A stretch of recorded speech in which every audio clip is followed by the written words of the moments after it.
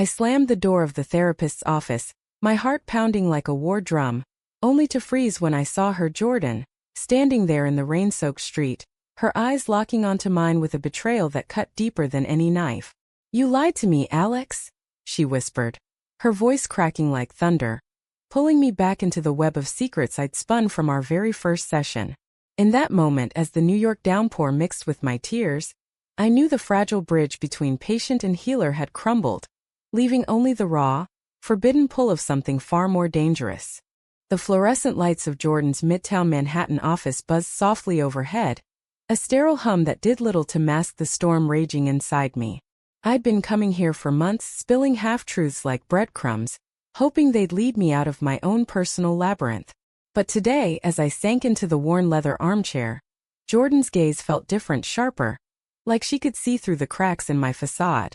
"Alex, let's talk about why you're really here," she said, her voice smooth as velvet, laced with that Midwestern warmth she'd carried from her Ohio roots to the big city. Jordan Ellis was the epitome of composed professionalism, late 30s with chestnut hair tied back in a loose bun, wire-rimmed glasses perched on her nose, and a cardigan that screamed approachable yet authoritative. She wasn't just any therapist. She was the one who'd unwittingly become my anchor in this chaotic sea of urban anonymity. I shifted uncomfortably, my fingers twisting the hem of my flannel shirt, a thrift store find from Brooklyn that screamed struggling artist, more than it hid my corporate burnout. "It's the same old stuff, Jordan. Work stress, family drama. You know the drill." But even as the words left my mouth, I felt the lie settle heavy in my chest. The real reason I'd sought her out wasn't the generic anxiety I'd peddled. It was the gaping wound from my ex, Sarah, who'd shattered me 2 years ago with a betrayal that still echoed in my nightmares. Sarah and I had been the golden couple of our queer circle in Greenwich Village, writers' nights at cozy bars, weekend escapes to the Hamptons, dreams of a future scripted like a rom-com, until I found her tangled in the sheets with my best friend, Mia. The fallout wasn't just heartbreak. It was a public spectacle that left me questioning every connection I'd ever made. So when I walked into Jordan's office that first day, I omitted Sarah entirely, fabricating a story about generic relationship woes to avoid the vulnerability of admitting how deeply I'd been broken. As sessions progressed, though, something shifted. Jordan's questions probed gently, her empathy wrapping around me like a warm blanket on a crisp fall day. We'd talk about my paintings, abstract pieces I created in my tiny Bushwick studio, splashes of color that hid the monochrome of my emotions. She'd share snippets of her life too, breaching that professional boundary just enough to make me feel seen. "I get it, Alex. I moved here after my own divorce, chasing a fresh start. New York has a way of stripping you bare and rebuilding you stronger." Divorce? I'd filed that away, wondering about the man or woman who'd let someone like her slip away. But I never asked. Instead, I let the sessions blur into something more confessional, my lies stacking like Jenga blocks, precarious and ready to topple. One evening, after a particularly grueling day at my graphic design job, endless client revisions that drained my creative soul, I lingered in her office doorway. "Thanks for today, Jordan. You always know how to cut through the noise." She smiled, that genuine curve of lips that made her green eyes sparkle. "Anytime, Alex. Remember, healing isn't linear. It's a messy masterpiece, just like your art."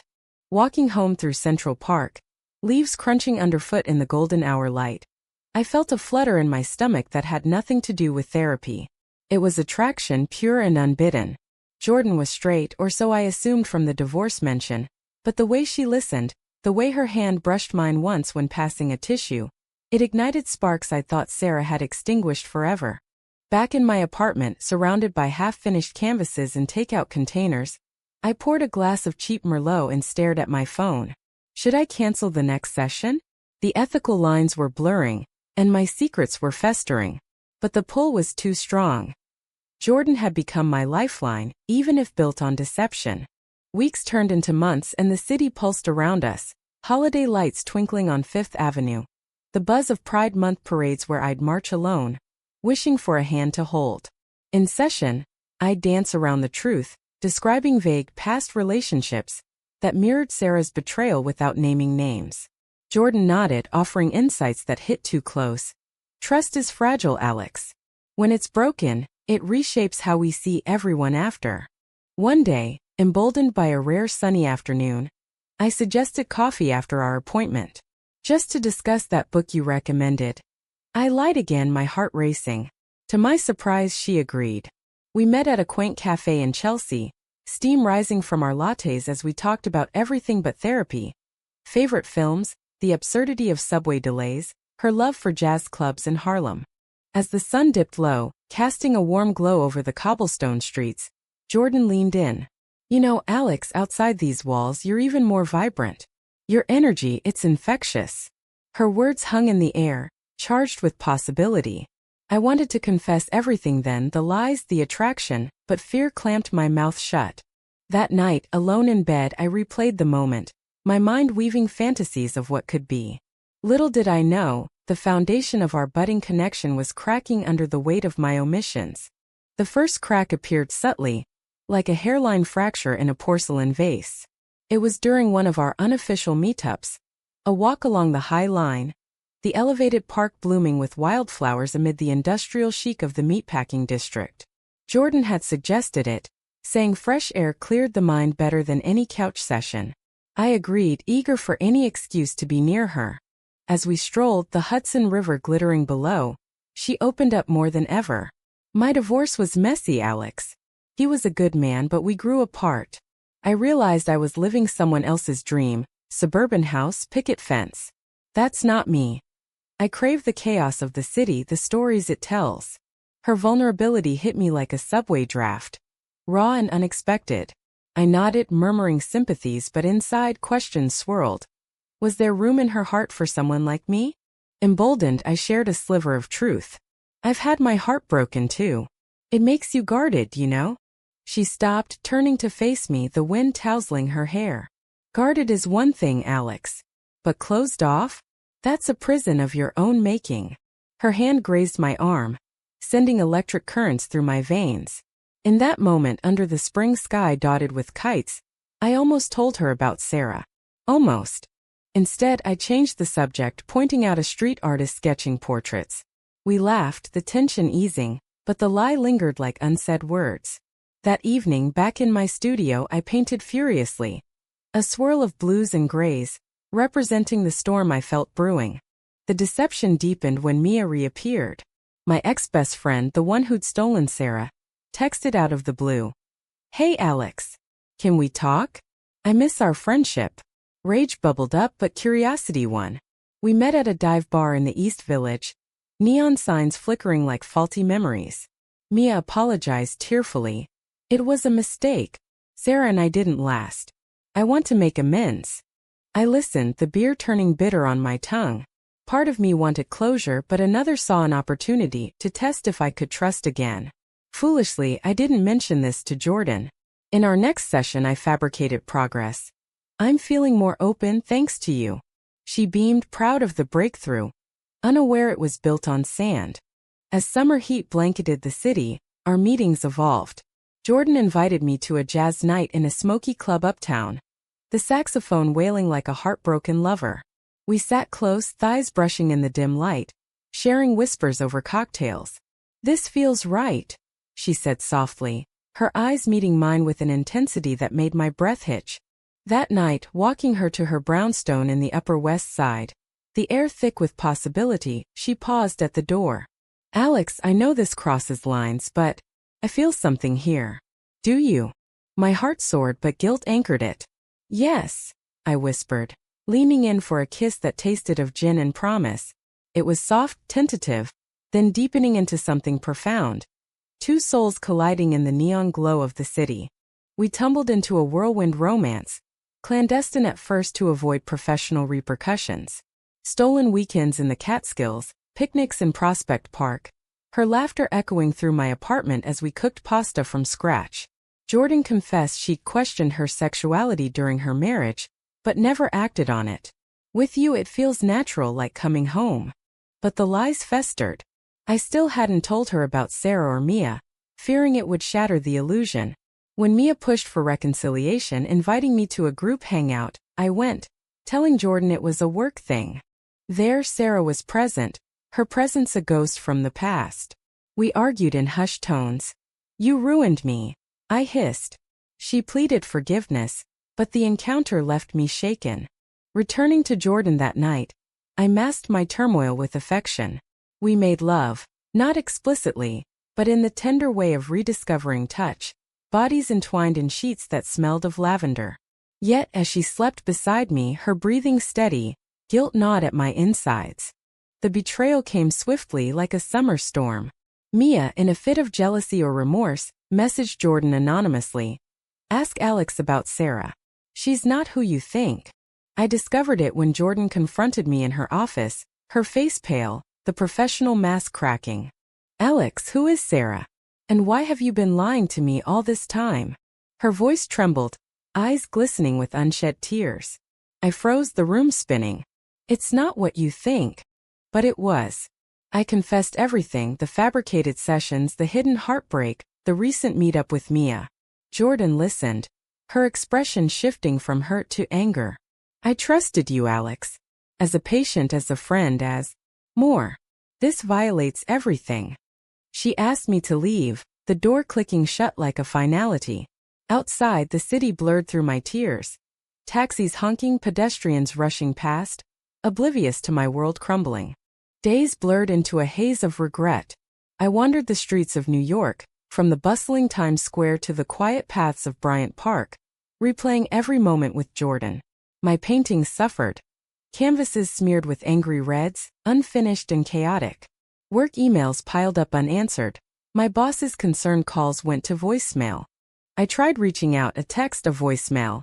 Jordan, please let me explain. It wasn't all a lie. My feelings for you are real. Silence echoed back, louder than any rejection.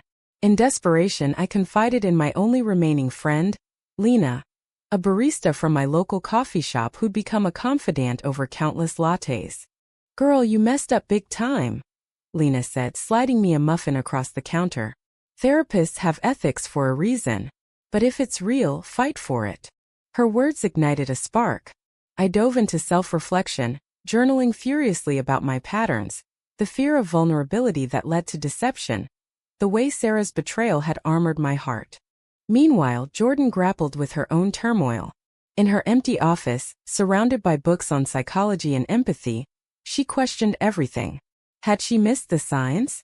The attraction had blinded her, leading to boundary breaches she'd sworn to avoid. She sought supervision from a colleague, Dr. Ramirez, a seasoned therapist in the Bronx. It's complicated, Jordan admitted over coffee in a quiet diner. She was my client first. I should have referred her out when feelings emerged. Dr. Ramirez nodded wisely. Love doesn't follow rules, Jordan. But trust is the foundation. Without it, it's just illusion. Inspired, Jordan journaled too. Pages filled with memories of our laughter. The way Alex's, my eyes lit up when discussing art. The tenderness of our kisses.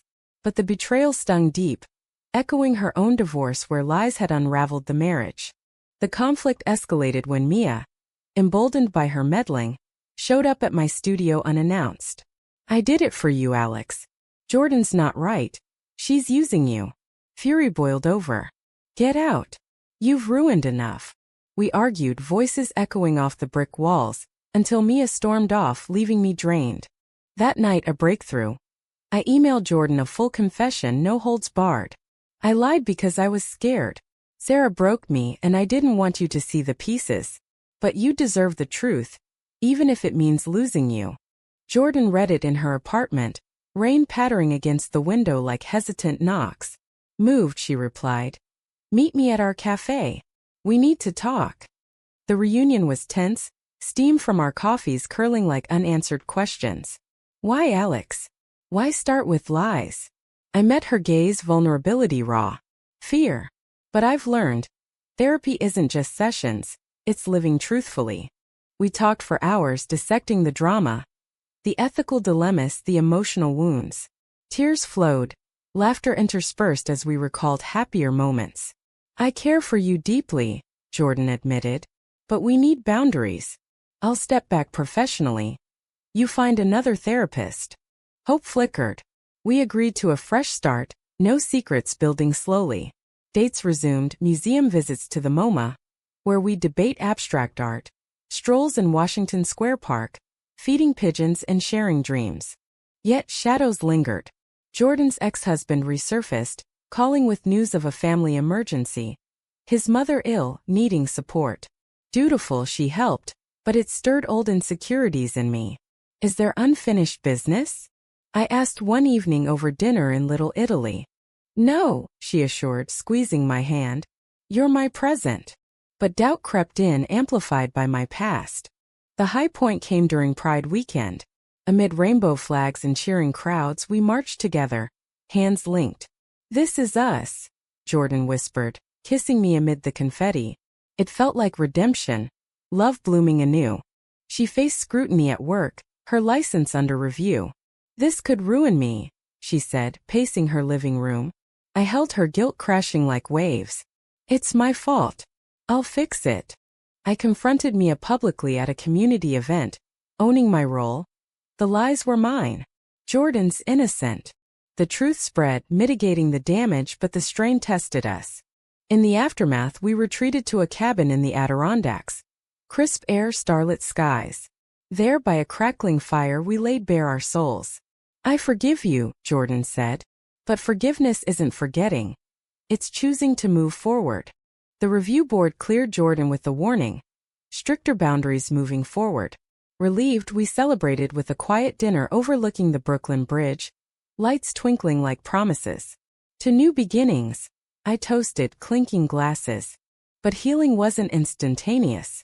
I started sessions with a new therapist, unpacking the layers of deception and trust issues. Jordan supported me, attending her own counseling to process the ethical tightrope we'd walked. Our relationship deepened amid the city's rhythm. Fall festivals in Union Square, where we'd share apple cider and dreams. Winter ice skating at Rockefeller Center, laughter ringing as we stumbled hand in hand. Jordan introduced me to her family over Zoom, her supportive sister in Chicago who cheered our love. She's good for you, the sister said, warming my heart. Yet undercurrents of doubt persisted. When Jordan worked late, memories of Sarah's infidelity whispered paranoia. One night, after a gala for mental health awareness, Jordan radiant in a sleek dress, I snapped. Who was that woman you were talking to? She seemed too friendly. Jordan's eyes flashed hurt. A colleague, Alex. You have to trust me. The argument escalated, voices raised in her apartment, echoing off hardwood floors. Your lies started this. How can I fully trust when it began in deception? I stormed out, wandering the snowy streets, cold seeping into my bones. At a 24-hour diner in Hell's Kitchen, nursing black coffee, I reflected. This was the cycle, fear-breeding conflict. I returned hours later, apologetic. I'm sorry. I'm working on it. We reconciled, but the incident highlighted fractures. Spring brought renewal. We volunteered at a LGBTQ+ center in the village, helping youth navigate their identities. Seeing Jordan's compassion, guiding a teen through coming out fears, reminded me why I fell for her. Romance flourished. Surprise picnics in Central Park, where she'd read poetry aloud. Weekend getaways to Cape Cod, walking beaches hand in hand, waves crashing like applause. I love you, she said one sunset, words I'd longed to hear. I love you too, I replied, meaning it wholly. But the ultimate test came via an unexpected twist. Sarah contacted me, apologizing sincerely. I've grown, Alex. I hope you find happiness. Closure washed over me, but I shared it with Jordan immediately. No secrets. Then betrayal's echo. Jordan's ex-husband visited New York for business, inviting her to dinner for old times. She went, assuring me it was platonic. Jealousy flared, but I breathed through it. Upon return, she was distant. He reminded me of what I left behind. Stability, familiarity. My heart sank. Do you regret us? No, she said, but hesitation lingered. Days of tension followed, terse texts avoided eye contact. I feared the end, painting my anguish in stark blacks and whites. The climax unfolded in her office. Ironic, back where it started. We need space, she said, tears streaming. This drama, it's exhausting. Maybe we're not ready. Devastated, I left. the city a blur of indifferent faces. Weeks apart. I threw myself into art, exhibiting at a Soho gallery. Success came but hollow without her. Jordan, meanwhile, reflected in solitude, walks along the East River, journaling by lamplight. She missed my vibrancy the way I challenged her world. Reconciliation sparked at my exhibit opening. She appeared, elegant amid the crowd. Your work, it's stunning. It shows your soul. We talked in a quiet corner, vulnerabilities exposed. I was scared, she admitted. But life without you is colorless. I nodded. Me too. Let's rebuild honestly. We embraced, the gallery hum fading. The crowd applauded a piece, but it felt for us a second chance. Summer brought stability. We moved in together. A cozy loft in Williamsburg, blending her books with my canvases. Therapy continued, fortifying our bond. Challenges arose, work stresses, family visits, but we faced them united. At a friend's wedding in the Hamptons, dancing under stars, Jordan whispered, "Forever." "Forever," I echoed.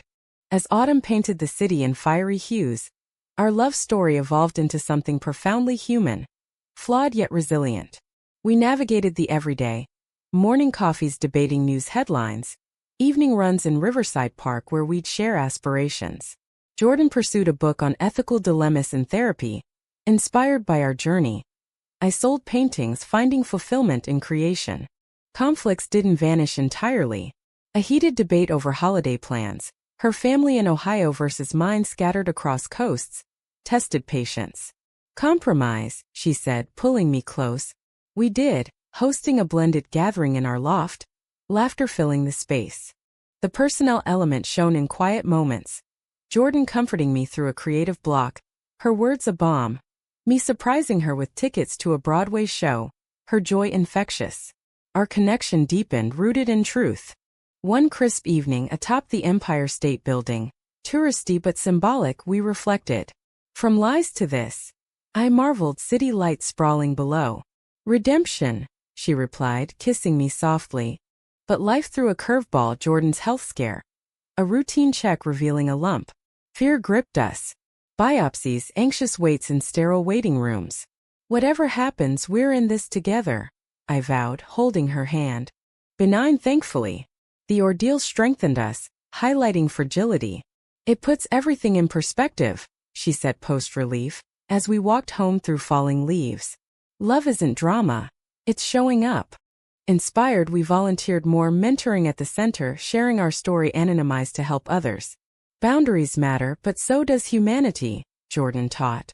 As winter blanketed the city, we planned a trip, San Francisco, her dream destination. Amid Golden Gate fog, we hiked trails, sharing silences as profound as words. Back home, a proposal. Not marriage yet, but commitment. In Central Park, under snow-dusted trees, I knelt. Jordan, will you build a life with me?